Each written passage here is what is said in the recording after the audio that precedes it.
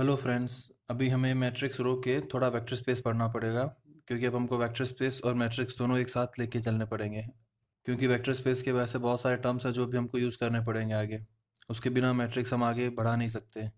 इसलिए vector space और matrix दोनों पैरेलल चलेंगे। कभी मैं वेक्टर स्पेस के टॉपिक आगे चलाऊंगा तो कभी मैट्रिक्स का। ठीक है। सो आज हम वेक्टर स्पेस पढ़ने वाले हैं। सो वेक्टर स्पेस की डेफिनेशन देखने से पहले हमको पता होना चाहिए कि इंटरनल कंपोजिशन और एक्सटर्नल कंपोजिशन क्या होते हैं। इंटरनल कंपोजिशन क्या होता है, मान लो आपको कोई सेट दिया हुआ है ए। ठीक है। उसके अंदर आप कोई भी दो एलिमेंट ले लीजिए, ए और बी। उन दोनों पे अगर आप कोई ऑपरेशन अप्लाई करते हैं तो ऑपरेशन अप्लाई करने के बाद जो रिजल्टेंट आपको एलिमेंट मिलता है वो एलिमेंट भी इस ए के अंदर ही होना चाहिए। अगर ए के सभी एलिमेंट्स ये प्रॉपर्टी सेटिस्फाई करते हैं अंडर वन ऑपरेशन स्टार, तो हम क्या कहेंगे, स्टार हमारा क्या है, इंटरनल कंपोजिशन। ठीक है। मैथमेटिकली भी लिखा हुआ है कि for all A B belongs to A star B must be belongs to A. तो अगर स्टार ये कंडीशन सेटिस्फाई करता है सो स्टार क्या होगा, आपका इंटरनल कंपोजिशन। एक और तरीके से आप ऐसा भी लिख सकते हैं इसको कि इंटरनल कंपोजिशन एक मैप होता है, एक फंक्शन होता है from A cross A to A. आपको क्या करना, डोमेन में से कोई भी एलिमेंट ले लीजिए, दो ए और बी। उन दोनों पे ऑपरेशन अप्लाई कीजिए, मतलब ये फंक्शन अप्लाई कीजिए F of A B is equals to C. मतलब ए में से दो एलिमेंट लीजिए, उस पर ऑपरेशन अप्लाई कीजिए, रिजल्टेंट एलिमेंट आपका ए में ही आना चाहिए। ठीक है। ये एफ क्या आपका स्टार है। ठीक है। तो यहाँ पे नोटेशन में हमने एफ लिखा हुआ है, एक्चुअली में ये क्या आपको स्टार लेना है।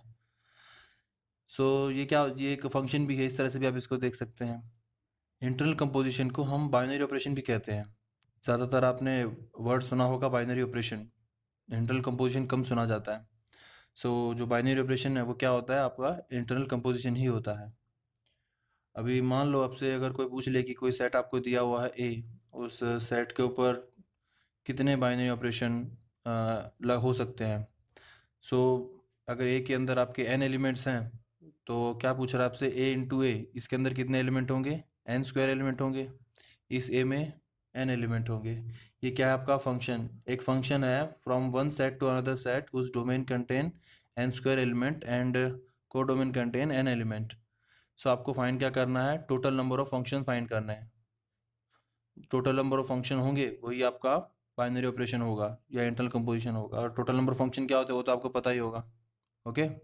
जब हम रियल एनालिसिस स्टार्ट करेंगे तो स्टार्टिंग में हम पढ़ने वाले हैं सेट्स के अंदर वन वन फंक्शन कितने होते हैं, ऑन टू कितने होते हैं, टोटल फंक्शंस कितने होते हैं, कैसे निकालते हैं, वो सारी चीज़ें हम देखने वाले हैं।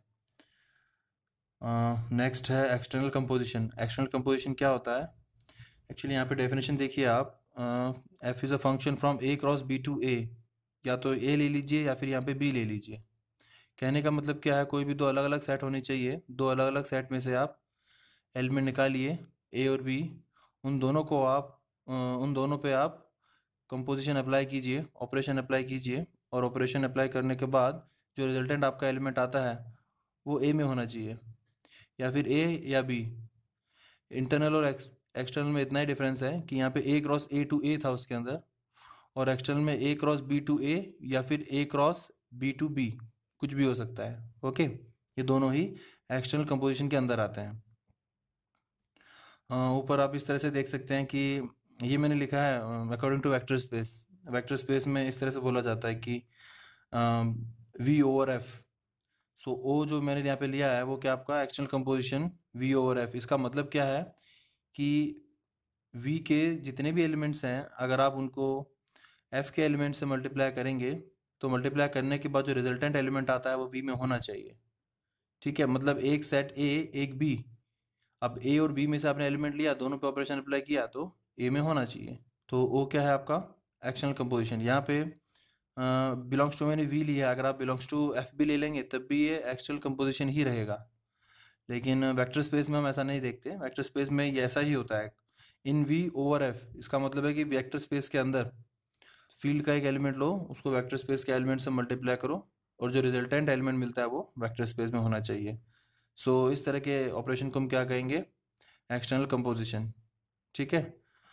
एग्जांपल देख लेते हैं। ये जो मल्टीप्लिकेशन है यूजुअल मल्टीप्लिकेशन है हमारा, 2 इंटू 3 6, इस तरह का। Okay. So is multiplication external composition in R over C? तो क्या मल्टीप्लिकेशन है वो एक्शनल कंपोजिशन है? इसका मतलब ये है कि आप सी के एलिमेंट्स को आर के एलिमेंट से मल्टीप्लाई कीजिए, मल्टीप्लाई करने के बाद रिजल्टेंट जो एलिमेंट है वो आर में होना चाहिए। अगर ऐसा होता है तो आपका जो मल्टीप्लिकेशन है वो एक्सटर्नल कंपोजिशन होगा। ये आपका वी है और ये आपका फील्ड एफ है। ओके, सो आपको क्या करना है, एक फील्ड में से एलिमेंट उठाना है, एक आर में से उठाना है और रिजल्टेंट आपका आर में होना चाहिए। ये आर में से उठाया आपने मान लो 1, सी में से उठाया आपने आई, तो जब इन दोनों पे आपने मल्टीप्लाई किया तो आपका आंसर आया आई। सो ये बिलोंग्स टू आर नहीं है। ओके, सो जो ये है वो एक्सटर्नल कंपोजिशन नहीं है। लेकिन सी ओवर आर ये एक्सटर्नल कंपोजिशन है, क्योंकि आप आर का कोई भी एलिमेंट उठाइए, उसको आप सी के एलिमेंट से मल्टीप्लाई कीजिए, रिजल्टेंट एलिमेंट आपको सी में ही मिलने वाला है। ओके, सो ये जो है मल्टीप्लिकेशन, इस केस में क्या होगा, एक्सटर्नल कंपोजिशन होगा। सो अब हम आगे बढ़ते हैं और वेक्टर स्पेस की डेफिनेशन देखते हैं क्या होता है vector space. Vector space actually में क्या है कि एक सेट है, नॉन एम्प्टी सेट। अभी सवाल ये उठता है कि सेट क्या होता है। भाई set well defined collection of objects. अब वेल डिफाइंड क्या होता है? वेल डिफाइन का मतलब ये होता है कि जो किसी भी इंसान के लिए बदले ना, जो कि एक तरह से यूनिवर्सल ट्रूथ हो। एक छोटा सा एग्जांपल ले लेते हैं कि मान लो मैं आपसे पूछूं कि आप एक सेट बनाइए और उसमें दुनिया के बेस्ट बैट्समैन डालिए, क्रिकेट के बैट्समैन डालिए। सो मेरे लिए भाई कुछ अलग बैट्समैन अच्छे हैं, आपके लिए कुछ अलग होंगे, किसी थर्ड पर्सन के लिए कुछ अलग होंगे, ठीक है। सो ये जो सेट है वो वेरी होगा पर्सन टू पर्सन। सो ये सेट नहीं है, ये वेल डिफाइंड नहीं है। ओके, सिमिलरली अगर मैं आपसे बोलूं कि आप 1 से लेकर 10 तक के बीच के जितने भी नेचुरल नंबर्स हैं उन सबको लिखिए, तो दुनिया के आप किसी भी इंसान से पूछ लीजिए, वो सेम ही आपको एलिमेंट लिखने वाले हैं, ठीक है, वो अलग अलग नहीं बताएंगे। सो ये जो चीज़ है वो सबके लिए सेम है। सो ये क्या हो गया, well defined. So well defined collection of object, उसको क्या कहते हैं, हम सेट कहते हैं।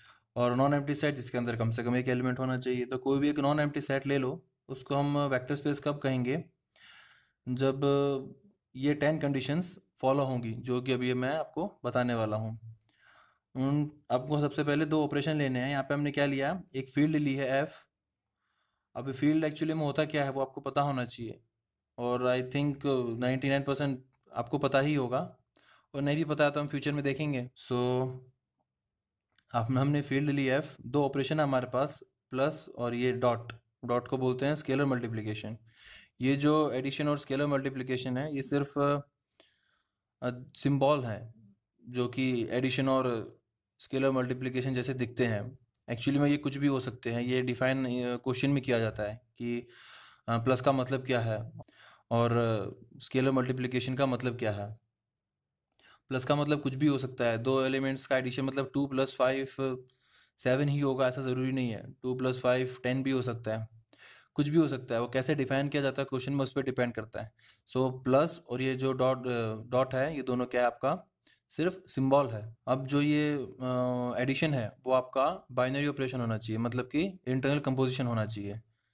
इंटरनल कंपोजिशन क्या होता है कि वेक्टर स्पेस वी के आप कोई भी दो एलिमेंट लो, उनका जो एडिशन होगा वो वेक्टर स्पेस वी में ही होना चाहिए। ये प्रोनाउंस एडिशन ही होगा, लेकिन इसको जब एडिशन बोलो तो एडिशन समझो मत कि एडिशन ही होगा, ठीक है, कुछ भी हो सकता है, लेकिन प्रोनाउंसिएशन में एडिशन ही होता है ये। और ये जो डॉट है स्केलर मल्टीप्लिकेशन, वो आपका क्या है, एक्सटर्नल कंपोजिशन है। स्केलर मल्टीप्लिकेशन और मल्टीप्लिकेशन में क्या डिफरेंस होता है? स्केलर मल्टीप्लिकेशन, एक स्केलर ले लीजिए और दूसरा आप कोई वेक्टर ले लीजिए, जब उनको मल्टीप्लाई करेंगे तो उसको हम स्केलर मल्टीप्लिकेशन कहते हैं। नॉर्मल मल्टीप्लिकेशन क्या होता है, कोई भी दो एलिमेंट्स को मल्टीप्लाई कीजिए, कोई भी दो वेक्टर को मल्टीप्लाई कीजिए, तो वो वेक्टर मल्टीप्लिकेशन या मल्टीप्लिकेशन होगा। स्केलर मल्टीप्लिकेशन में एक स्केलर होना चाहिए। स्केलर क्या है, फील्ड का एलिमेंट है। ओके, सो ये आपका डॉट क्या है, आपका scalar multiplication, external composition. Okay, मतलब एक एलिमेंट आपका आना चाहिए वेक्टर स्पेस में से, एक एलिमेंट आना चाहिए फील्ड में से, और दोनों का जब आप स्केलर मल्टीप्लिकेशन करेंगे, ऑपरेशन अप्लाई करेंगे ये, तो रिजल्टेंट एलिमेंट आपका वी में आना चाहिए। नोटेशन के तौर पे आप ऐसा भी लिख सकते हैं, V of F, vector space V over F, ठीक है। सो फर्स्ट प्रॉपर्टी ये है कि आपका जो वेक्टर स्पेस वी है वो क्लोज होना चाहिए अंडर एडिशन। क्लोज होना चाहिए अंडर एडिशन, या फिर ऐसा बोल दो plus is a binary operation, या इंटरनल कंपोजिशन होना चाहिए। A plus B belongs to V for every A and B belongs to V. ठीक है, ये एक्चुअली में डेफिनेशन किसकी है? बाइनरी ऑपरेशन की, अभी हमने देखा था। ओके, सो किसी बुक में सिंपली ऐसा लिखा होता है कि V is closed under addition, किसी में ऐसा लिखा होता है कि एडिशन इज बाइनरी ऑपरेशन, किसी में से ये चीज़ दे दी जाती है। तो इन तीनों में से कुछ भी दिया हो, इसका मतलब सेम ही होता है। नेक्स्ट कंडीशन क्या है आपकी? कोई भी दो एलिमेंट ले लीजिए आप वेक्टर स्पेस वी के, यू और वी, उन दोनों को जब आप ऐड करेंगे तो यू प्लस वी और वी प्लस यू आपका सेम आना चाहिए। इसको कम्यूटेटिविटी भी कहते हैं। सिमिलरली आप U plus V plus W, U plus V plus W, ये ब्रैकेट चेंज कर दीजिए, ऐसा होना चाहिए। इसको हम एसोसिएटिविटी भी कहते हैं। यहाँ पे क्या है? Existence of additive inverse. ये ई आपका क्या है? एडिटिव इनवर्स है, या फिर आप इसको जीरो एलिमेंट भी बोल सकते हैं। जैसे कि रियल लाइन आर पे होता है। आर पे देखिए, ऐसा कौन सा नंबर है जिसको आप किसी भी नंबर से ऐड करें तो आपको वही एलिमेंट मिल जाए। मतलब 2 में आप क्या ऐड करोगे तो आपको 2 मिलेगा, ऑब्वियसली 0। ठीक है, -3 में क्या ऐड करोगे तो आपको -3 मिलेगा, 0। तो 0 एक ऐसा एलिमेंट होता है जिसको आप किसी में भी ऐड करो आपको वही एलिमेंट मिल जाएगा। सो वही एलिमेंट हमको फाइंड करना है यहाँ पे, कि वेक्टर स्पेस वी में ऐसा कौन सा एलिमेंट है जिसको आप किसी भी एलिमेंट में ऐड करो तो आपको वही एलिमेंट रिटर्न में मिल जाए। सो ऐसे एलिमेंट को क्या कहते हैं? हम जीरो एलिमेंट कहते हैं। तो यहाँ पे क्या बोला है? There exist E belongs to V, ऐसा एक ई होना चाहिए वेक्टर स्पेस वी में। ई मतलब क्या? आपका जीरो एलिमेंट। ठीक है, ऐसा ई आपको वेक्टर स्पेस वी में मिलना चाहिए सच दैट उस ई को आप किसी भी वेक्टर यू में ऐड करो तो ई प्लस यू यू हो जाए, मतलब 0 + 2 2 हो जाए। समझ रहे हो ना? For every U belongs to V. Okay, तो ऐसा एलिमेंट आपको मिल गया। नेक्स्ट फिफ्थ प्रॉपर्टी में क्या है कि इनवर्स एग्जिस्ट होना चाहिए। इसको आप बोल सकते हैं नेगेटिव एलिमेंट भी बोल सकते हैं, या फिर आप एडिटिव इनवर्स भी बोल सकते हैं। जैसे कि रियल लाइन पे 2 में आप क्या ऐड करोगे तो आपको 0 मिलेगा, -2। ठीक है, मतलब कोई भी नंबर आपको दिया हुआ है, उस नंबर का नेगेटिव अगर आप ऐड करेंगे तो आपको 0 एलिमेंट मिल जाता है। सो वही चीज़ आपको यहाँ पे देखनी है। वेक्टर स्पेस वी का कोई भी एलिमेंट आप उठा लीजिए और आपको बस ये चेक करना है कि उस एलिमेंट में आप कौन सा एलिमेंट ऐड करोगे तो आपको 0 एलिमेंट मिल जाएगा। और 0 एलिमेंट तो इसमें एग्जिस्ट करता है, वो हम देख चुके हैं फोर्थ प्रॉपर्टी में। ओके, सो हमने क्या लिया? For each U belongs to V, vector space के हर एक एलिमेंट यू के लिए हमको एक एलिमेंट वी मिलना चाहिए सच दैट जब आप उन दोनों को ऐड करो तो आपको 0 एलिमेंट मिल जाए, ई। ठीक है, अब 0 एलिमेंट सुनने में ऐसा लगता है कि 0 ही होगा ऑलवेज। ऑलवेज 0 नहीं होना चाहिए, ज़रूरी नहीं है कि आप 0 को ही ऐड करोगे तो आपको 0 मिलेगा। ठीक है, ये डिपेंड करता है हमारे ऑपरेशन पे कि हमारा ऑपरेशन क्या है। और सिमिलरली यहाँ पे नेगेटिव एलिमेंट सिर्फ बोलने में ऐसा है कि नेगेटिव एलिमेंट का मतलब ये नहीं है कि वो नेगेटिव होना चाहिए। मतलब आपका जो वी है वो -u ही होना चाहिए, ऐसा ज़रूरी नहीं है, कुछ भी हो सकता है। डिपेंड करता है आपके ऑपरेशन पे कि आपका ऑपरेशन क्या है। ये जो पहली जो हमने 5 कंडीशंस देखी हैं वो एडिशन की हैं। ठीक है, पहले ऑपरेशन की ये 5 कंडीशन, दूसरा हमारा ऑपरेशन है स्केलर मल्टीप्लिकेशन, अब उसकी बाकी 5 कंडीशंस आएंगी। सो पहली प्रॉपर्टी उसके अंदर क्या है कि v is closed under scalar multiplication. इसकी क्लोज होना चाहिए, या फिर ये एक्सटर्नल कंपोजिशन होना चाहिए, या फिर ये डेफिनेशन लिख दी k dot u belongs to v where k is in the field and u belongs to vector space v। Okay, so कुछ भी बोल सकते हैं इन तीनों में से आप। ये तो हम देख ही चुके हैं कि एक्सटर्नल कंपोजिशन क्या होता है। नेक्स्ट है कि k dot u plus V, u आपका वेक्टर v आपका वेक्टर, दोनों को ऐड करोगे फिर से वेक्टर, ये आपका स्केलर इनटू वेक्टर कर रहे हो आप। ओके, सो ये आपका किसके इक्वल होना चाहिए? इसके, k dot U plus k dot V. Similarly k1 और k2 दोनों क्या आपके फील्ड के element, k1 plus k2 field के एलिमेंट है दोनों, ये भी फील्ड का एलिमेंट होगा, एक स्केलर होगा। ठीक है, स्केलर इनटू ये वेक्टर, जो स्केलर डॉट वेक्टर, ये किसके इक्वल होना चाहिए? k1 dot U plus k2 dot U. Next k1 dot k2 dot U, अब k2 और u आपका वेक्टर, k2 आपका स्केलर। ठीक है, तो k2 डॉट यू क्या होगा? वेक्टर होगा, ये वेक्टर और ये स्केलर, तो यहाँ पे फिर से डॉट आएगा। सो k1 dot k2 dot we, आपको ये देखना है कि कहाँ पे डॉट आता है, कहाँ पे एडिशन आता है। ये आपको तभी पता चलेगा जब आप चीज़ों को समझेंगे। रटना मत भाई, चीज़ों को समझ लो। ठीक है, तो आपको पता चल जाएगा कि डॉट कहाँ पर आता है, कहाँ पे नहीं आता। सो k1 dot k2 dot u, ये किसके इक्वल होना चाहिए? k1 dot k2। ये डॉट जो मैंने लगाया है, ये डॉट वो डॉट नहीं है जो कि वेक्टर स्पेस v में दिया हुआ है स्केलर मल्टीप्लिकेशन वाला, क्योंकि k1 और k2 दोनों क्या हैं? आपके फील्ड के एलिमेंट्स हैं। ठीक है। सो और ये जो स्केलर मल्टीप्लिकेशन है उसके लिए क्या होना चाहिए, एक एलिमेंट फील्ड का होना चाहिए और एक वेक्टर स्पेस का होना चाहिए। तो ये जो डॉट है वो आप कंफ्यूज मत हो जाना। तो ये k1 और k2 दोनों को मल्टीप्लाई करना है, यूजुअल मल्टीप्लिकेशन अपना। मल्टीप्लाई करने के बाद ये आपका वेक्टर है, तो ये आपका स्केलर, ये आपका वेक्टर, तो बीच में क्या आएगा इसके, डॉट। ठीक है। ये भी, ये वन आपने कहाँ से लिया, फील्ड से लिया। यू आपका वेक्टर v से लिया। ठीक है, तो क्या मिलेगा आपको, बीच में डॉट लेना है, तो वन डॉट यू क्या होना चाहिए, आपका u होना चाहिए। ये जैसा आप दिख रहे हो उतना सिंपल नहीं होता। जैसे कि अभी लास्ट की आपने जो कंडीशन देखी 4, वो आपको बहुत ऑब्वियस लग रही होंगी कि यार k dot U plus V करेंगे तो k dot U plus k dot V ही मिलेगा ना, इसमें कौन सी नई बात है, तो मिलना ही मिलना है। बट एक्चुअली में ऐसा ज़रूरी नहीं होता, ना भी मिले। ओके, ये डिपेंड करता है कि आपका प्लस का मतलब क्या है, आपका जो डॉट है स्केलर मल्टीप्लिकेशन उसका मतलब क्या है, सब उस पर डिपेंड करता है।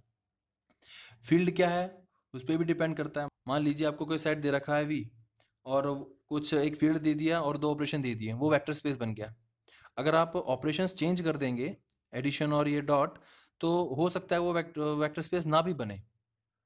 ठीक है। सिमिलरली अगर आपको मान लो जो फील्ड दे रखी है वो फील्ड चेंज कर दी जाए, आपका सेट दिया हुआ है वो वेक्टर स्पेस है, under two operations addition and scalar multiplication, और एक फील्ड दे रखी है एफ, वो फील्ड को चेंज कर दें, आर से सी कर दें, सी से आर कर दें, या कुछ भी कर दें, उसको चेंज कर दोगे तो पॉसिबल है कि वो जो वेक्टर स्पेस बन रहा था वो बाद में वेक्टर स्पेस ना बने। तो तुम, आपका सेट क्या है, आपके ऑपरेशंस क्या हैं, और आपकी फील्ड क्या है, इन सब पे डिपेंड करता है कि जो आपका सेट है वो वेक्टर स्पेस बनेगा कि नहीं बनेगा। आप किसी भी चीज़ को इग्नोर नहीं कर सकते, इन सब की इंपॉर्टेंस को समझिए। ओके। सो ताकि आपको समझ में आ जाए अच्छे से कि वेक्टर स्पेस एक्चुअली में होता क्या है और कैसे प्रूफ करते हैं, हम एक एग्जांपल देख लेते हैं।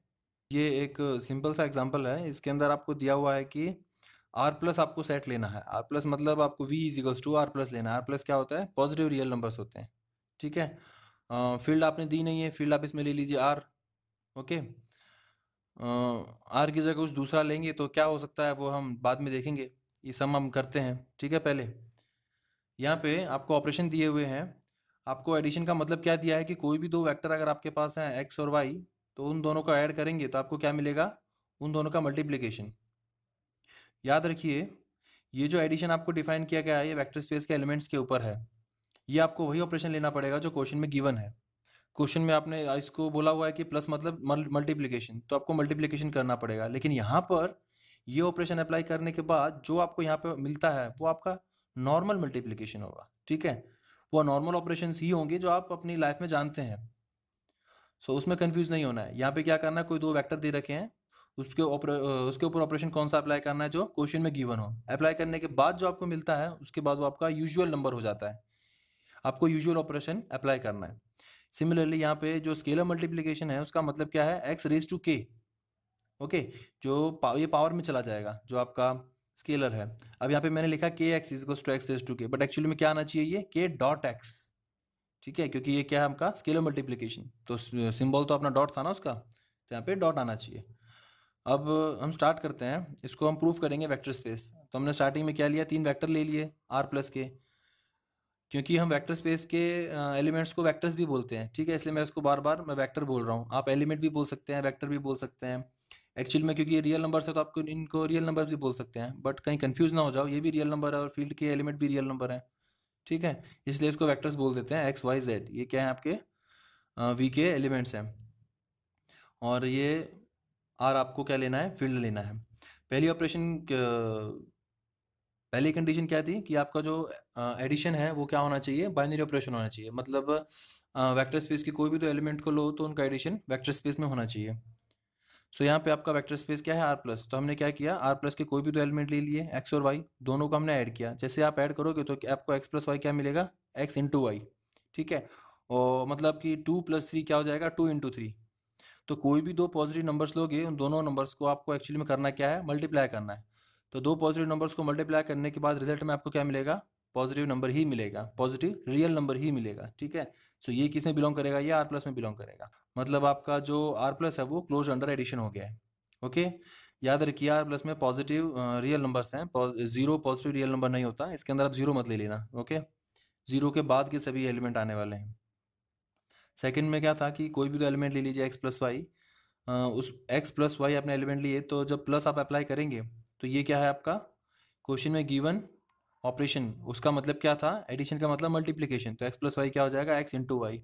अब ये तो हमारा नॉर्मल मल्टीप्लिकेशन है, 2 इंटू 3 जैसा, तो 2 इंटू 3 और 3 इंटू 2 तो सेम होता है, तो एक्स वाई को हमने वाई एक्स लिख दिया, तो वाई एक्स को कैसे लिख सकते हैं, वाई प्लस एक्स। ठीक है, सो आपकी सेकंड कंडीशन भी प्रूव हो गई। सिमिलरली आपकी थर्ड कंडीशन क्या है, X plus Y plus Z, यहाँ से आपने स्टार्ट कीजिए किया। सो अब जो ब्रैकेट में है पहले उसको सॉल्व करेंगे, तो एक्स प्लस वाई क्या हो जाएगा, एक्स वाई प्लस जेड।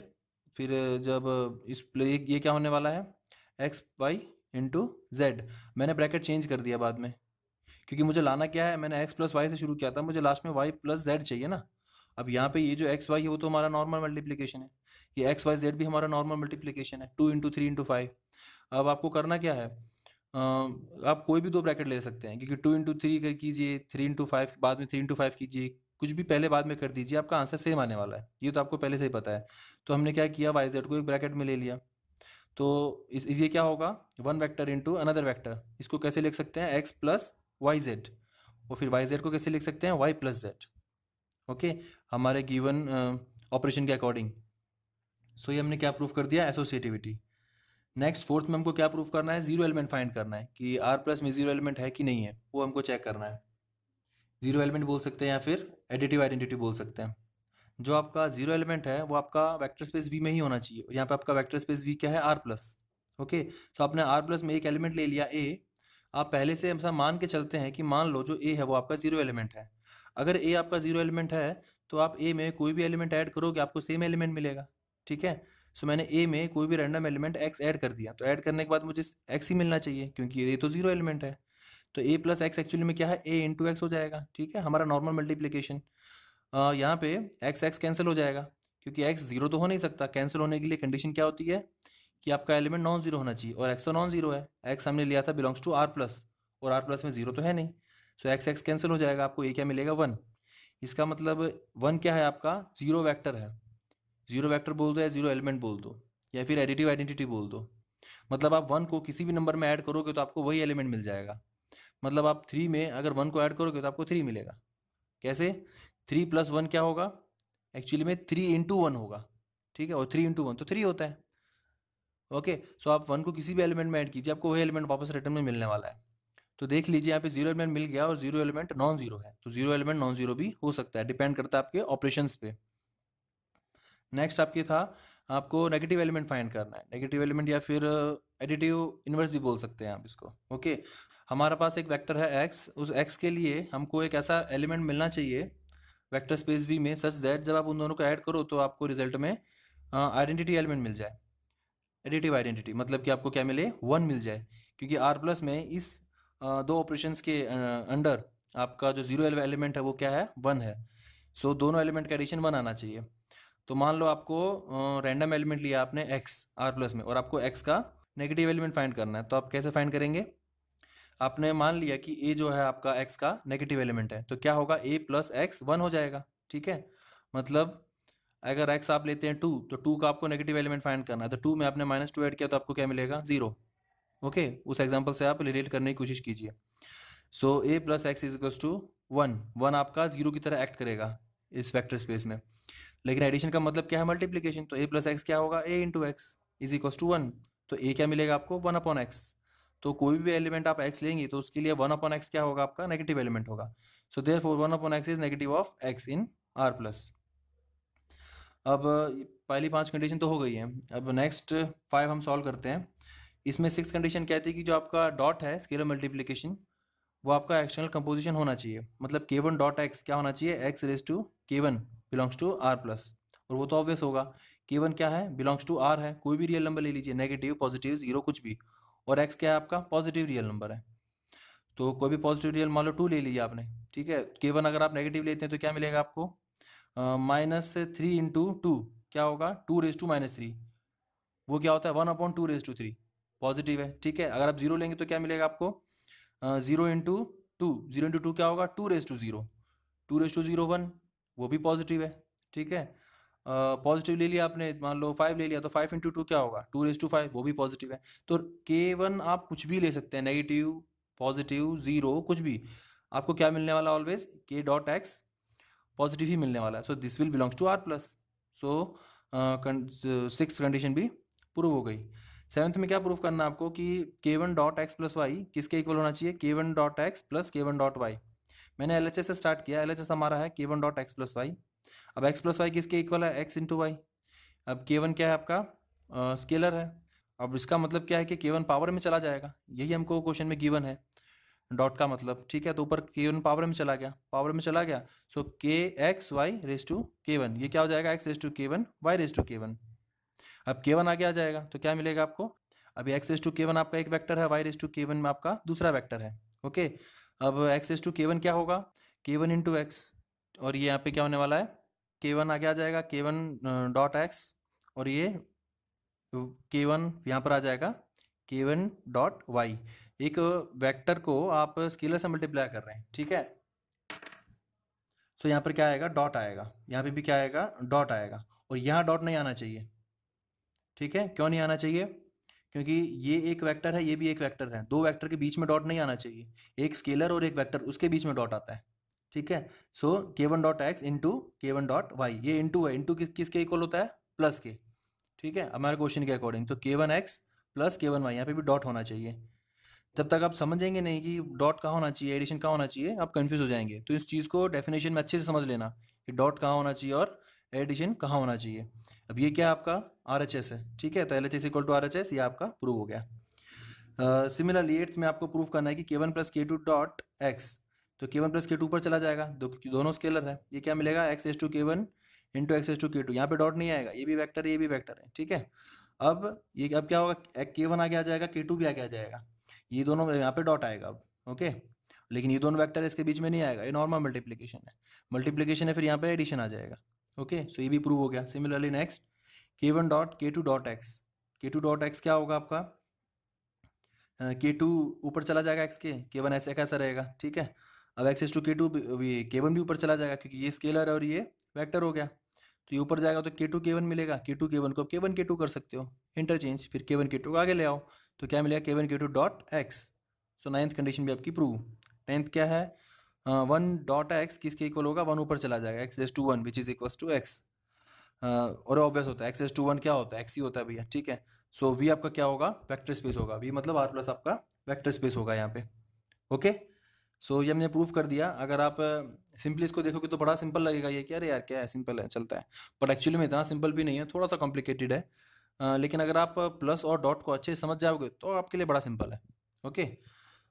सो अब हम आगे बढ़ते हैं। अब कुछ आपको स्टैंडर्ड वेक्टर स्पेस दिए गिवन है कि जो आपको प्रूव करने की जरूरत नहीं है, आपको पता होनी चाहिए। आप उसको ऑब्वियसली प्रूव कर सकते हैं, बट आपको पता होनी चाहिए। उससे पहले हम देख लेते हैं कि स्टैंडर्ड ऑपरेशंस क्या होते हैं, स्टैंडर्ड ऑपरेशन या फिर यूजुअल ऑपरेशंस क्या होते हैं। मान लो आप मैट्रिसेस के अंदर है, तो दो मैट्रिक्स का एडिशन क्या होता है, उसके करस्पॉन्डिंग एलिमेंट्स का एडिशन, ठीक है। स्केलर मल्टीप्लिकेशन क्या होगा, स्केलर को मैट्रिक्स के सभी एलिमेंट्स से मल्टीप्लाई कर दीजिए। ये जो मैंने बताया मैट्रिक्स का, ये 2x2 मैट्रिक्स के लिए है, ये एक्चुअली आप n×n मैट्रिक्स के लिए यूज़ कर सकते हैं, ओके। सिमिलरली ये जो है, ये मान लो R3 है आपका जो वेक्टर स्पेस है, तो उसके अंदर यूजुअल ऑपरेशन की बात की जाए या स्टैंडर्ड ऑपरेशन की बात की जाए, तो दो एलिमेंट का एडिशन क्या होगा, करस्पॉन्डिंग कोऑर्डिनेट्स का एडिशन कर देना है, ठीक है। स्केलर मल्टीप्लिकेशन जो k है उसको सभी कोऑर्डिनेट्स में मल्टीप्लाई कर दीजिए, ओके। सो ये आपका R3 के केस में हो गया। सिमिलरली आप Rn के केस में लिख सकते हैं इसको। कोई भी दो फंक्शन आपको गिवन है f plus G of X, ये किसके इक्वल होगा, F X plus G X, और ये सी एफ एक्स क्या होगा, C into F of X, okay. ये आपके दो क्या है, ऑपरेशंस है, यूजुअल ऑपरेशन या फिर स्टैंडर्ड ऑपरेशन फंक्शंस के केस में। अगर आप पॉलिनोमियल्स के अंदर हैं तो मान लो आप मैं क्वाड्रेटिक की बात करता हूँ, दो क्वाड्रेटिक पॉलिनोमियल्स को कैसे ऐड किया जाता है कि जो करस्पॉन्डिंग एलिमेंट्स हैं उनको ऐड कर दीजिए, कांस्टेंट टर्म को ऐड कीजिए, एक्स के कोएफिशिएंट को ऐड कीजिए, एक्स स्क्वायर के कोएफिशिएंट को ऐड कीजिए, ठीक है। मल्टीप्लिकेशन में क्या है, k1 को सभी कोएफिशिएंट से मल्टीप्लाई कर दीजिए, तो आपको ये मिल जाएगा। सो यूजुअली चार ही होते हैं, इन चार ही के अंदर हम ज़्यादातर रहते हैं, ओके। अब हम आगे बढ़ते हैं। यहाँ पे बोला हुआ है कि कोई भी फील्ड ले लीजिए आप f, वो ऑलवेज वेक्टर स्पेस होता है ओवर इट्स सब फील्ड। जैसे कि r है वो सब फील्ड है c का, q है वो सब फील्ड है r का और c दोनों का, ठीक है। तो c ओवर r और c ओवर q और r ओवर q, ये सब क्या होगा आपका, वेक्टर स्पेस होगा, ठीक है। अब यहाँ पे बात कहीं नहीं की गई है ऑपरेशंस की, ना आपको प्लस बताया ना आपको डॉट बताया है, तो आपको क्या लेना है, स्टैंडर्ड और यूजुअल ऑपरेशंस, ओके। उसके बाद सेकंड पॉइंट है know field is a vector space over it's proper super field. मान लो मैंने बताया आपको कि सी ओवर आर क्या है आपका वेक्टर स्पेस है, लेकिन R over C vector space नहीं है, ठीक है। क्यू ओवर आर नहीं है, क्यू ओवर सी नहीं है, सो उसके सुपर फील्ड पे वेक्टर स्पेस नहीं होता। जो आपको वेक्टर स्पेस वी लेना है वो आपको बड़ी वाली फील्ड लेनी है, और जो फील्ड आपको लेना है उस पर एज ए फील्ड वो आपको छोटी वाली फील्ड लेनी है, तभी आपका वेक्टर स्पेस बनेगा। Okay, M M cross N over F is a vector space over F. This is a set of all matrices of order m cross n, ठीक है। ओवर एफ का मतलब जो अंदर एलिमेंट्स हैं मैट्रिक्स के वो फील्ड एफ में से लिए जाएंगे। ओके, मतलब अगर एफ आर है तो जो मैट्रिक्स है उसके अंदर के एलिमेंट्स रियल नंबर्स होंगे, अगर फील्ड सी है तो मैट्रिक्स के अंदर के नंबर्स कॉम्प्लेक्स नंबर्स होंगे and so on. Okay, so ये भी ऑलवेज क्या होता है वेक्टर स्पेस होता है over F under the operation what usual operation और स्टैंडर्ड ऑपरेशंस। अब ये जैसे कि आर एन ओवर आर है या फिर general F N over F, ये भी ऑलवेज क्या होता है वेक्टर स्पेस होता है। वी अगर मान लो आपका सेट है ऑफ ऑल कन्वर्जेंट सीक्वेंसेस, अब जिसको रियल नहीं पता होगा उसको ये पता नहीं चलेगा, नहीं पता तो भी कोई बात नहीं, देख लीजिए जब रियल पढ़ाऊंगा तो पता चल जाएगा भाई। ओके, वैसे तो 99.99% पता ही होगा आपको, नेट की प्रिपरेशन कर रहे हो तो इतना तो आता ही होगा। Let V be a set of all convergent sequences, तो आपका वी क्या है सभी कन्वर्जेंट सीक्वेंसेस का सेट है, वो भी क्या होता है ऑलवेज वेक्टर स्पेस होता है ओवर आर। ऑपरेशंस कौन से स्टैंडर्ड ऑपरेशंस, कोई भी दो अगर मान लो आपको सीक्वेंस दी हुई है उनका एडिशन क्या करोगे, दोनों के फर्स्ट टर्म का एडिशन फिर दोनों के सेकंड टर्म का एडिशन, सब ठीक है ना, जो नॉर्मली हम करते हैं वही हमारा नॉर्मल ऑपरेशंस अप्लाई करने हैं हमको। और मान लो अगर आपका डी जो है वो रियल नंबर का कोई सेट है, ठीक है, सो आप वेक्टर स्पेस वी ले लीजिए, आपको वो फंक्शंस लेने हैं जिसका डोमेन डी है और codomain whole real line R है। सो ये जो है वो भी क्या हो जाएगा आपका वेक्टर स्पेस होगा, vector space V over R. Okay, functions हैं, फंक्शन कुछ भी हो सकते हैं भाई, यहाँ पे बात फंक्शंस की गई है, साइन एक्स कॉस एक्स कुछ भी हो सकते हैं। ओके, पॉलिनोमियल भी फंक्शन होते हैं, वो भी हो सकते हैं, कुछ भी हो सकता है। यहाँ पे स्पेशल पॉलिनोमियल्स की ही बात की गई है, P N over F is a vector space. यहाँ पे देखिए आप, पी एन का मतलब होता है कि हमको वो सारे पॉलिनोमियल लेने हैं जिसकी डिग्री अप टू एन हो, मतलब जिसकी डिग्री एन और एन से कम हो। अगर आप पी थ्री की बात करेंगे तो आपको पॉलिनोमियल मिलेंगे ऑफ डिग्री 3 2 1 एंड 0, 0 डिग्री मतलब कांस्टेंट पॉलिनोमियल्स। ओके, सो ये ऑलवेज क्या होता है वेक्टर स्पेस होता है ओवर एफ। मान लो मैं ऐसा सेट लेता हूँ जिसके अंदर आपको पॉलिनोमियल लेने हैं ऑफ डिग्री 3, ठीक है, मतलब सिर्फ डिग्री 3 से कम नहीं लेने हैं आपको, तो क्या वो होगा वेक्टर स्पेस? ऑब्वियसली नहीं होगा, क्योंकि उसके अंदर जीरो एलिमेंट नहीं होगा। जीरो एलिमेंट मीन्स मैं बात कर रहा हूँ फोर्थ कंडीशन की, आपको ऐसा एलिमेंट मिलना चाहिए जिसको आप किसी भी पॉलिनोमियल में ऐड करो तो आपको सेम पॉलिनोमियल मिल जाए। एडिशन क्या होगा? Usual addition. तो आपका जीरो पॉलिनोमियल ही ऐसा है जिसको आप किसी भी पॉलिनोमियल में ऐड करो तो आपको सेम पॉलिनोमियल वापस में मिले, ठीक है। लेकिन जीरो पॉलिनोमियल की जो डिग्री है वो क्या होती है भाई? क्या होती है? कांस्टेंट हो गया ना, तो डिग्री क्या होगी? जीरो होगी डिग्री, और जीरो डिग्री तो अलाउ नहीं है। आपको क्या लेने हैं? Polynomials of degree 3। ओके, तो वो क्या होगा आपका? वेक्टर स्पेस नहीं बनेगा। सो याद रखिए पी एन एफ क्या होता है? P N F is a set of all polynomials whose degree is less than और इक्वल्स टू एन। और जो कोएफिशिएंट्स हम लेते हैं पॉलिनोमियल के वो कहाँ से लिए जाएंगे? आपके फील्ड एफ में से लिए जाएंगे। ओके, सो ये जो मैंने सात बताया ये सातों आपको स्टैंडर्ड होते हैं, स्टैंडर्ड वेक्टर स्पेसेस हैं जो कि आपको पता होना ही चाहिए, ठीक है। और ये आपको इसको प्रूव कर सकते हैं बहुत इजीली, कुछ है नहीं ज़्यादा इसके अंदर। थोड़ा बहुत आइडिया मैंने एक एग्जांपल करा उससे भी मिल गया होगा आपको, और थोड़ा बहुत आइडिया आप किसी बोर्ड बुक में से देख लीजिए, आपको मिल जाएगा। ज़्यादा तो हम वेक्टर स्पेस के क्वेश्चन सॉल्व कर नहीं सकते, क्योंकि एक तो एग्जाम में आता नहीं है, इसका कोई क्वेश्चन प्रूव करना नहीं आता आपको, और फिर वीडियो लंबी लंबी बनेगी, है कि नहीं। सो इसलिए मैं क्या है कि स्किप कर रहा हूँ, सिर्फ आपको समझाने के लिए मैंने क्वेश्चन सॉल्व कर दिया। अब नेक्स्ट देखिए, मान लो आपको पूछा हुआ है यहाँ पे कि C cross Q cross R over R, क्या ये वेक्टर स्पेस है? भाई नहीं है। ओके, क्यों नहीं है? क्योंकि यहाँ पर क्या आता है, ये क्यू, क्यू क्या है? सब फील्ड है आर का, तो सब फील्ड ओवर सुपर फील्ड हो गया, तो ये नहीं होगा। ओके, ये हो सकता था कि यहाँ पर आप आर की जगह क्यू लिख दीजिए। अगर आप आर की जगह क्यू लिख देंगे तो क्या मिलेगा आपको? C over Q, Q over Q और आर ओवर क्यू, मतलब ये जितने भी सब सुपर फील्ड हैं और ये सब फील्ड है, तो ये तो हो जाएगा आपका वेक्टर स्पेस। ओके, या फिर आप ऐसा कर दीजिए, यहाँ पे क्यू की जगह पे आर कर दीजिए, तो सी क्रॉस आर हो जाएगा, तो वो भी यहाँ पे ओ आर है तो वेक्टर स्पेस हो जाएगा। सिमिलरली यहाँ पे देखिए, यहाँ पे क्या बोल रहे हैं कि C cross R cross singleton zero, ये क्या है? ओवर आर, क्या ये वेक्टर स्पेस होगा? ऑब्वियसली भाई ये भी वेक्टर स्पेस नहीं होगा, ठीक है, क्योंकि यहाँ पे 0 आ गया। सो ये भी वेक्टर स्पेस नहीं होगा। ओके, अब नेक्स्ट क्वेश्चन पूछा हुआ है कि आपको नंबर ऑफ एलिमेंट्स फाइंड करने हैं vector space Q cross Q of Q में। भाई क्यू ऑफ क्यू में कितने एलिमेंट होंगे? फील्ड में कितने एलिमेंट है? फील्ड है आपकी क्यू, ठीक है, और क्यू में एलिमेंट होते हैं इनफाइनाइट, काउंटेबली इनफाइनाइट, आपको पता है। तो जो 6 कंडीशन है उसमें क्या है, एक एलिमेंट ले लीजिए आप क्यू का, मान लो आपने ले लिया 1, ठीक है, 1 को आप क्यू से मल्टीप्लाई, क्योंकि हर एक एलिमेंट से मल्टीप्लाई कीजिए, रिजल्टेंट एलिमेंट आपको इस क्यू में मिलना चाहिए, ठीक है, वो क्योंकि वेक्टर स्पेस है तो मिलेगा। मिलेगा इसका मतलब आपके पास काउंटेबल इनफाइनाइट एलिमेंट है। नहीं समझ में आया थोड़ा सोच लीजिए, ठीक है, ऑब्वियसली आपको 6 कंडीशन थोड़ा देख लीजिए। और वैसे भी इस क्यू में आपके इनफाइनाइट एलिमेंट ही है, वेक्टर स्पेस वी में ही काउंटेबल इनफाइनाइट है, तो ऑब्वियसली इसके इनफाइनाइट एलिमेंट ही मिलेंगे आपको। ओके, आप किसी भी तरह से देख लीजिए, जैसे कि आर ओवर आर है, आर के अंदर इनफाइनाइट एलिमेंट है अनकाउंटेबल, तो इसके अंदर भी अनकाउंटेबल नंबर्स आएंगे, इसके अंदर भी अनकाउंटेबल एलिमेंट्स आएंगे। अब यहाँ पे आपसे पूछा हुआ है पी एन जेड पी, मतलब पी एन मतलब polynomials of degree less than equals to N over the field Z P. Z P में एलिमेंट कितने होते हैं? पी एलिमेंट होते हैं। यहाँ पे देखिए पी एन जेड पी मतलब इस तरह के पोलिनोमियल लेने हैं हमको। अगर मान लो मैं ए एन को नॉन जीरो बोल दूँ तो हमको क्या मिलेंगे? एन डिग्री के पोलिनोमियल्स मिल जाएंगे। बट ऐसी मैंने कोई कंडीशन नहीं रखी कि ए एन आपका जीरो ही होना, नॉन जीरो ही होना चाहिए। ये जीरो हो सकता है, ए एन जीरो हो गया तो डिग्री कम हो जाएगी। ओके, तो आपकी डिग्री एन माइनस वन हो जाएगी।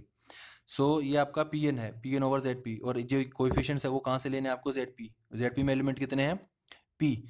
तो हर एक ए आई के लिए आपके पास कितनी चॉइसेस हैं? पी। यहाँ पे आप पी नंबर्स रख सकते हैं, यहाँ पे भी पी रख सकते हैं, P P P P P.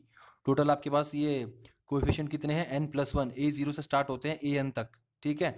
आपके पास एन प्लस वन एलिमेंट ये कोएफिशिएंट्स हैं, और हर एक कोएफिशिएंट की पी पॉसिबिलिटी हो सकती है।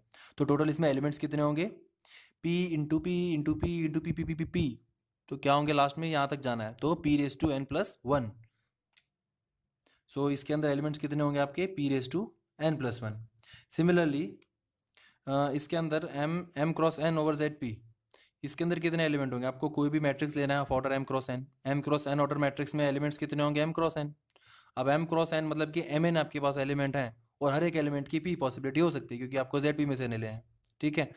तो क्या आएगा आपका आंसर? कितने मैट्रिक्स कितने बन सकते हैं?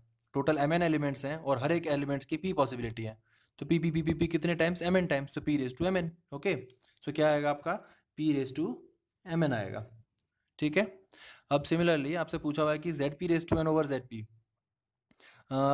इसमें कितने एलिमेंट होंगे? भाई Z P raise to N का मतलब क्या है? Z P cross Z P cross Z P cross Z P up to N, ठीक है। एन टाइम्स जेड पी है, और फील्ड आपका क्या है? Over Z P. तो जेड पी में आपके पी एलिमेंट है, टोटल एन टाइम्स है, तो क्या होगा? P into P into P N times. तो आपको क्या मिलने वाला है यहाँ पे? पी रेस टू एन मिलने वाला है, p raise to n. Okay, so ये आपकी कार्डिनलिटी होगी। ये लास्ट क्वेश्चन है, इसमें बोला हुआ है कि हमको चेक करना है कि आर टू ओवर आर जो है वो वेक्टर स्पेस होगा कि नहीं होगा, और ऑपरेशन हमको नीचे गिवन है, ठीक है। उन ऑपरेशंस के अंडर हमको ये चेक करना है। सो हमको पहला ऑपरेशन दिया है कि एडिशन मतलब क्या? यू और वी, आपको आर टू में से दो एलिमेंट लेने हैं, U one U two, V one V two. U plus V क्या लेना है आपको? पहले दोनों कोऑर्डिनेट्स का एडिशन, और फिर सेकंड कोऑर्डिनेट में आपको जीरो ही लिखना है। एंड ए इंटू यू मतलब ए आपका रियल नंबर है, ठीक है। ये आपका स्केलर मल्टीप्लिकेशन दिया हुआ आपको, ए डॉट यू क्या होगा? ए को आप दोनों कोऑर्डिनेट्स में मल्टीप्लाई कर दीजिए। सो ये देखिए ये आपका यूजुअल मल्टीप्लिकेशन है, यूजुअल स्केलर मल्टीप्लिकेशन है, ठीक है। अभी हमने देखा था कि हर एक कोऑर्डिनेट में मल्टीप्लाई कर दो, तो ये आपका यूजुअल, जहाँ पे यूजुअल आ जाता है वहाँ पे कोई दिक्कत नहीं आने वाली।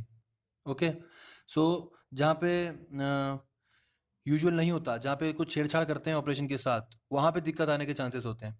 जो लास्ट की 5 कंडीशन होती हैं वो स्केलर मल्टीप्लिकेशन के लिए होती है, तो लास्ट की 5 कंडीशंस में कोई परेशानी नहीं आएगी। ये जो एडिशन है उसमें कुछ छेड़छाड़ करी गई है, हमको चेक करनी पड़ेंगी वो 5 कंडीशंस। वो 5 कंडीशन सेटिस्फाई होती हैं कि नहीं होती हैं। आप फोर्थ कंडीशन देखिए, फोर्थ कंडीशन में क्या है? जीरो एलिमेंट है, ठीक है। इसका ये जीरो एलिमेंट एग्जिस्ट नहीं करेगा इसके अंदर। क्यों नहीं करेगा वो आपका काम है, मैं सिर्फ इतना बता दिया आपको कि जो फोर्थ कंडीशन है वो सेटिस्फाई नहीं करेगी इस ऑपरेशन के अंडर। सिमिलरली सेकंड है वो, उसमें देखिए ये यूजुअल है, यूजुअल है तो पहली 5 कंडीशंस में कोई दिक्कत नहीं आएगी। ये इसमें छेड़छाड़ करी गई है, इसका मतलब लास्ट की 5 कंडीशन आपको देखनी है, ये भी डॉट आएगा। ओके, लास्ट की 5 कंडीशंस आपको देखनी है, और जो लास्ट कंडीशन है 10th, वो सेटिस्फाई नहीं होगी। क्यों नहीं होगी वो आपको चेक करना है। ये बहुत सिंपल है, इसलिए मैं आपके ऊपर छोड़ता हूँ कि अगर आपको मेरी वीडियो ये समझ में आया तो आपको पता चल जाएगा कि ये क्यों है ऐसा है। ये क्वेश्चन हमने किया था, इसमें लिखा हुआ है कि हमने फील्ड आर ली है, ओके, और जो सेट है आपका आर प्लस है, आप इसको इंटरचेंज कर दीजिए। मान लो इंटरचेंज करने का मतलब है मैं वेक्टर स्पेस ले लेता हूँ यहाँ पे आर, और फील्ड ले लेता हूँ मैं आर प्लस। तो क्या ये सॉरी, अगर मैं सेट ले लेता हूँ आर और मैं फील्ड ले लेता हूँ आर प्लस, तो क्या ये वेक्टर स्पेस बनेगा सेट? ऑब्वियसली नहीं बनेगा। क्यों नहीं बनेगा? क्योंकि भाई आर प्लस तो फील्ड ही नहीं होता। तो पहले हमको ये भी चेक कर लेना है कि जो फील्ड हम ले रहे हैं वो फील्ड है कि नहीं है। तो आर प्लस के अंदर जीरो नहीं है, जीरो नहीं है तो जीरो एलिमेंट नहीं है, तो ये फील्ड नहीं हो सकता। ओके।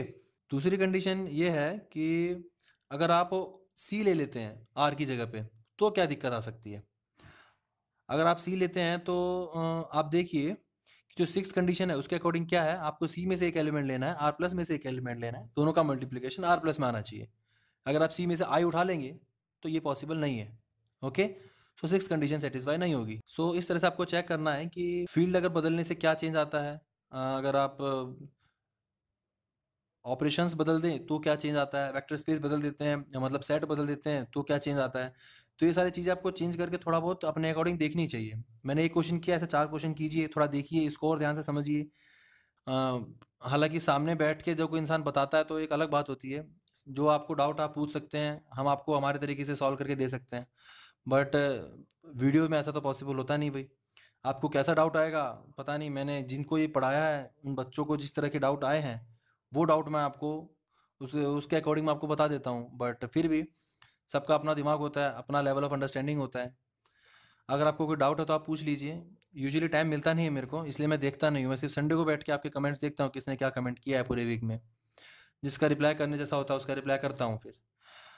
तो मान लीजिए किसी को आप में से समझ में आ गया है, किसी को समझ में नहीं आया, उसने क्वेश्चन पूछा है नीचे कमेंट में, तो अगर आपको समझ में आ गया है तो आप उसका आंसर दे दीजिए, एक्सप्लेन कर दीजिए।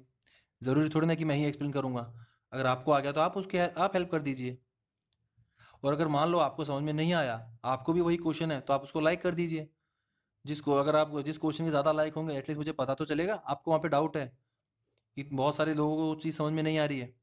तो अगर मैं उसको मान लो स्किप भी करने वाला हूँ तब भी मैं उसको स्किप ना करके आपको आंसर दूंगा कमेंट में। और अगर नहीं भी दूंगा, अगर मान लो पॉसिबल नहीं है, कई बार सिर्फ लिख के समझाना पॉसिबल नहीं होता, समझ में नहीं आती चीज़ें, तो हो सकता है मैं नेक्स्ट वीडियो में थोड़ा सा मैं आपको एक्सप्लेन कर दूँ उस चीज़ को। ठीक है।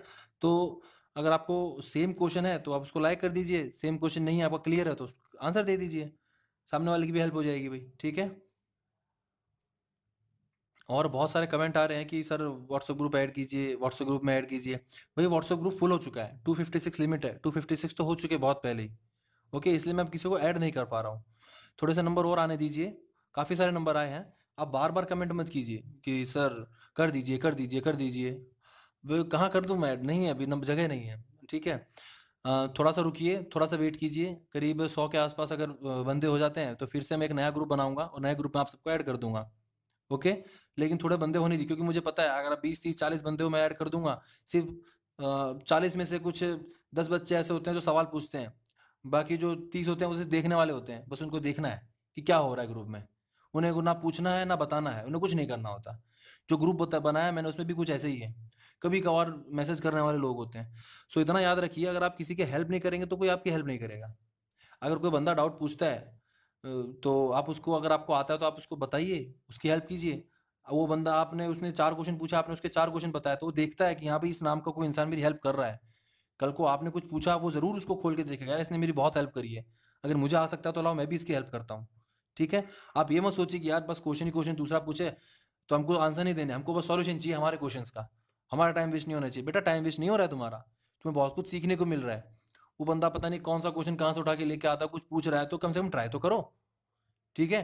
आंसर दो भाई, आंसर दो। मैं यूजुअली ग्रुप खोल के नहीं देखता हूँ। मुझे पता नहीं कि कौन किस तरह से क्वेश्चन पूछ रहे होते हैं, क्या है क्या नहीं। कभी कभार एक दो दिन में खोल के पूरे देख लेता हूँ कि क्या क्या, किसी ने कुछ उल्टा सीधा तो नहीं किया, बस बस इतना देखने के लिए मैं ग्रुप खोलता हूँ। मैं ज़्यादातर ग्रुप नहीं खोलता। तो आपको ही अपने आप की, आपको ही दूसरों की हेल्प करनी है, एक दूसरे की हेल्प करनी है। ठीक है। सो थोड़ा सा पेशेंस रखिए। थोड़े दिन रुकिए, जब 100 के आसपास बंदे हो जाएंगे तब मैं वापस से एक ग्रुप बना लूँगा। ओके। सो अब हम हमारे नेक्स्ट वीडियो में मिलेंगे। लेकिन अगर आपने मेरे चैनल को अभी तक सब्सक्राइब नहीं किया है तो आप सब्सक्राइब कर लीजिए। मेरे वीडियो के नीचे लाल कलर का बटन है, जिस पे सब्सक्राइब लिखा हुआ है उस पर सब्सक्राइब कीजिए। कई बार ऐसा होता है कि जब आप बटन पे क्लिक करते हैं उसके बाद आपसे ईमेल आईडी मांगता है, लॉगिन आपको होना पड़ता है, आप लॉगिन नहीं होते हो किसी भी आईडी से। तो आपको अपना ईमेल आईडी डाल के लॉगिन होना पड़ेगा। लॉगिन हो जाइए, लॉगिन होने के बाद फिर आप वापस से सब्सक्राइब कीजिए उसी वीडियो को। फिर से जब आप सब्सक्राइब करेंगे तो फिर आपको एक बॉक्स ओपन होगा जिसमें सेंड ऑल नोटिफिकेशंस लिखा हुआ होता है। उस सेंड ऑल नोटिफिकेशंस पे क्लिक करके ओके कर दीजिएगा, ताकि मैं जब भी अपना नया वीडियो डालूँ आपको उसका ईमेल आ जाए या फिर मैसेज आ जाए, नोटिफिकेशन आ जाए। ओके, सो अब हम हमारे नेक्स्ट वीडियो में मिलेंगे, तब तक के लिए गुड बाय।